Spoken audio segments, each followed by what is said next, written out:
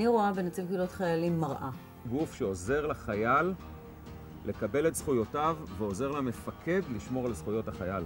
זה בעצם גוף שיכול לתת לי ביטחון, שאני יודעת שגם אם נעשה לי עוול מול אחד המפקדים שלי, יש לי למי לפנות, שאני לא לבד במערכת, כמה שזה הרבה פעמים מרגיש מערכת שקצת קשה להסתדר איתה, אז יש גוף שהתפקיד שלו זה לטפל בי. מעצם החשיבות שבה הכדור חוזר למגרש המשחקים שלי, ובו אני נדרשת למעשה לבצע חקר משמעותי ביחידה, ככה אנחנו משפרים תהליכים. פניתי אליהם וקיבלתי את מה שרציתי. נציב קבילות חיילים דואג שאנחנו גם נטפל טוב יותר בחיילים, אבל לא פחות מזה, נשפר משמעותית את היכולות פיקוד ומנהיגות של המפקדים שלנו. מפקד עשה טעות, למרות שהוא דרגה מעליך, יש לך עדיין מי לפנות.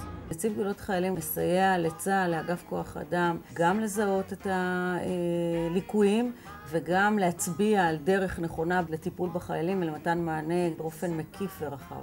עוזרים גם למילואימניקים. הנציבות ממש עזר לי בשירות וזה ממש סבבה, תודה רבה לכם. הרגשתי שיש מי שנמצא בשבילי ועזר לי ונתן לי את המידע שהייתי צריכה.